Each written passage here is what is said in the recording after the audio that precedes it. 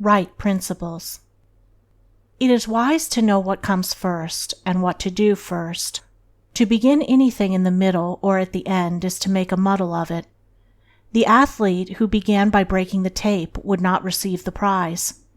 He must begin by facing the starter and toeing the mark, and even then a good start is important if he is to win.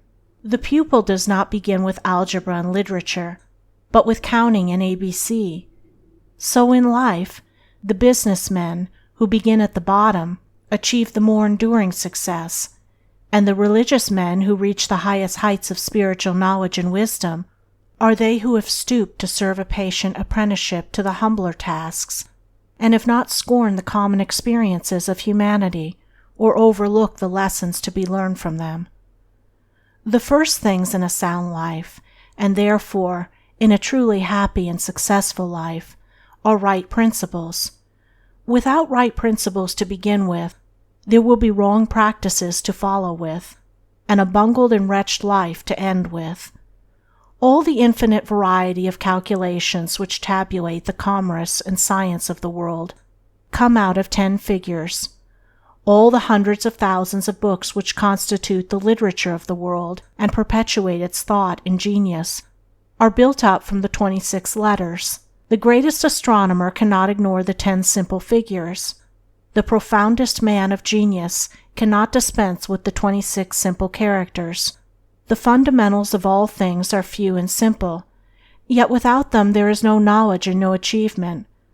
The fundamentals, the basic principles, in life or true living are also few and simple, and to learn them thoroughly and study how to apply them to all the details of life is to avoid confusion and to secure a substantial foundation for the orderly building up of an invincible character and a permanent success, and to succeed in comprehending those principles in their innumerable ramifications in the labyrinth of conduct is to become a master of life.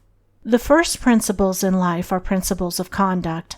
To name them is easy. As mere words they are on all men's lips, but as fixed sources of action, admitting of no compromise, few have learned them. In this short talk I will deal with 5 only of these principles. These 5 are amongst the simplest of the root principles of life, but they are also those that come nearest to the everyday life, for they touch the artisan, the businessman, the householder, the citizen at every point.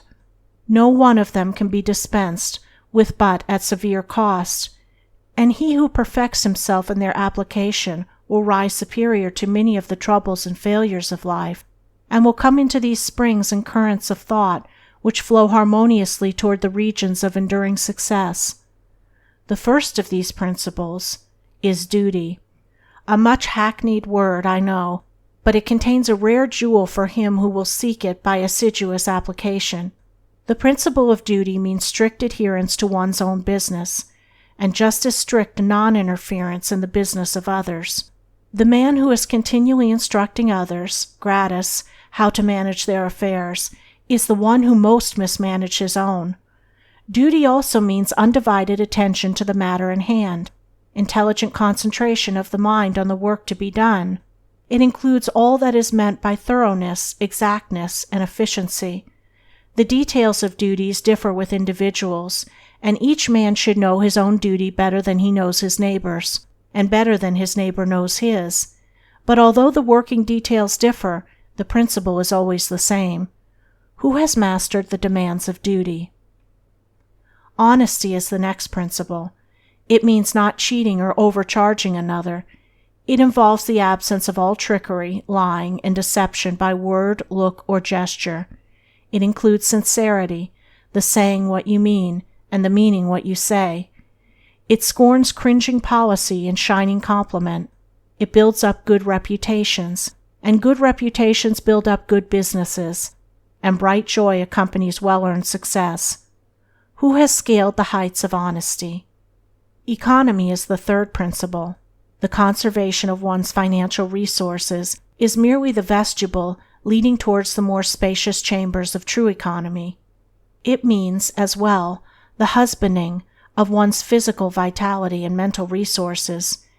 It demands the conservation of energy by the avoidance of enervating self-indulgences and sensual habits. It holds for its followers strength, endurance, vigilance, and the capacity to achieve. It bestows great power on him who learns it well. Who has realized the supreme strength of economy? Liberality follows economy. It is not opposed to it. Only the man of economy can afford to be generous. The spendthrift, whether in money, vitality, or mental energy, wasted so much on his own miserable pleasures as to have none left to bestow upon others. The giving of money is the smallest part of liberality. There is the giving of thoughts and deeds and sympathy, the bestowing of goodwill, the being generous towards calumniators and opponents. It is a principle that begets a noble, far-reaching influence.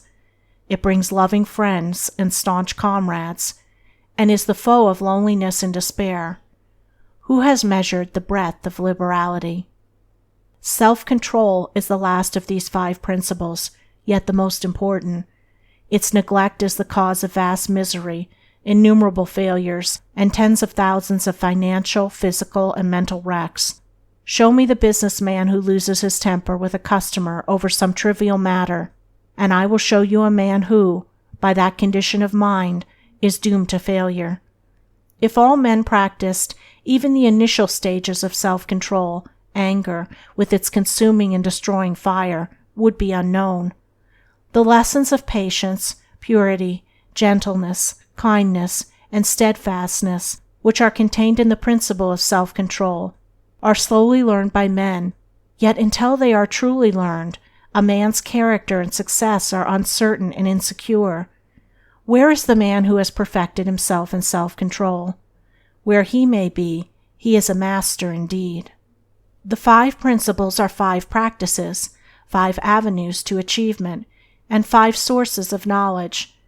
It is an old saying and a good rule that practice makes perfect, and he who would make his own wisdom, which is inherent in those principles, must not merely have them on his lips, they must be established in his heart. To know them and receive what they alone can bring, he must do them, and give them out in his actions. End of Chapter 1. Recording by Andrea Fiore.